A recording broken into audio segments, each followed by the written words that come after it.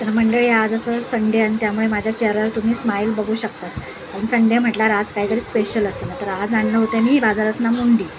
ती अशी बघा स्वच्छ धुवून घेतलं आहे 4-5 वेळा. त्यानंतर मग त्याला मी हळद लावून घेतलं आहे आणि साईडला ठेवून दिली. तर इकडे बघा असं मी आमचा अभ्यास करता आणि नाका पण काढतो. आता काय स्वतःच्या ह्याच्यामध्ये एवढा गुंग असा की त्याचं माझ्याकडे लक्ष पण नाही. त्यानंतर या आमच्या बाजूचा मांजूर बघा, त्या असा बाहेर बसूकलाही आवडतात, घरात त्याला आवडत नाही म्हणून त्याला बाहेर बसून ठेवतो. पाऊस लागलो की तेवढ्यापुरती त्याला आतमध्ये घेतात. बघा कसा बघता. तर त्यानंतर बघा मी माझं मसालो काढून घेतलं आहे मुंडीसाठी. सुक्या खोबरा, मालवणी मसालो, कोथिंबीर आणि भाजलेलो कांदा.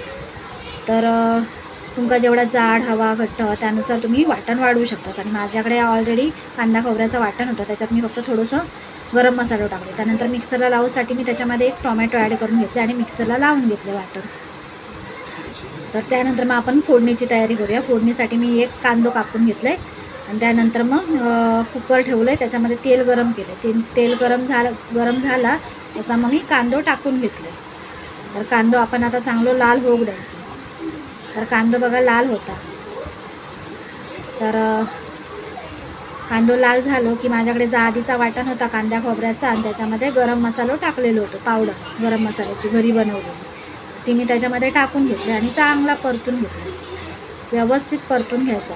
फोडणीमध्ये कधी पण वाटण असं तर चांगला परतून घेणार ना तुम्ही, त्याच्यावर तुमचा कालवण ठरता की चांगला होणार की कसा होणार. तर लगेच पाणी वतायचं नाही, चांगला व्यवस्थित परतून घ्यायचा.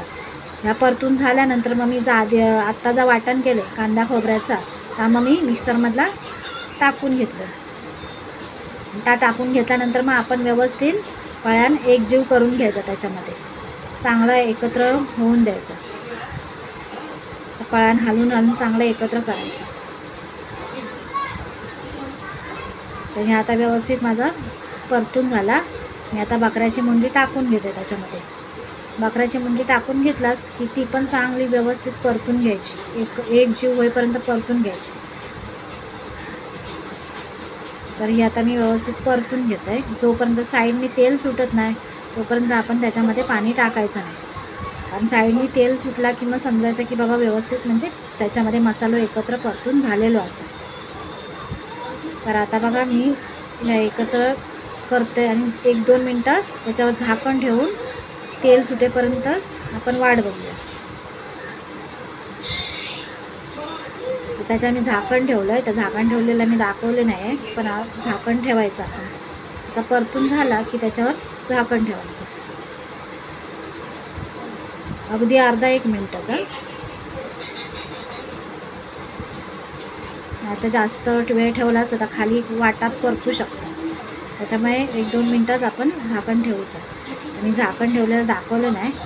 त्याच्यानंतर तुम्ही बघू शकताच हे साईडला असा साईडने तेल सुटलेला. तर मी आता त्याच्यामध्ये पाणी ओतून घेते. तर तुमका जेवढा घट्ट लागता पातळ लागतं त्यानुसार तुम्ही पाणी ओतून घ्यायचं. माका जेवढा हवा तेवढा मी त्याच्यामध्ये पाणी ओतून घेतलं. त्यानंतर मग वरसून मीठ टाकलं.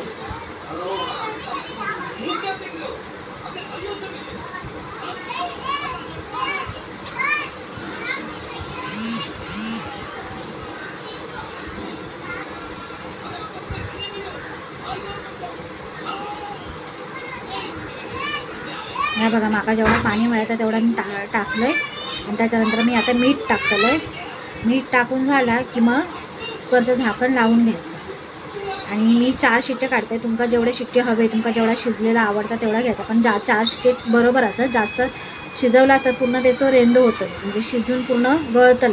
आता खाऊक चांगला लागणार. तर माझी तर आता ही बघा माझी बकऱ्याची मुंडी शिजून तयार असा. तर माझी रेसिपी तुमका कशी वाटली ती नक्की लाईक कमेंट करून सांगा. आणि माझ्या चॅनलला फॉलो करा, सबस्क्राईब करा, शेअर करा, सपोर्ट करा. धन्यवाद.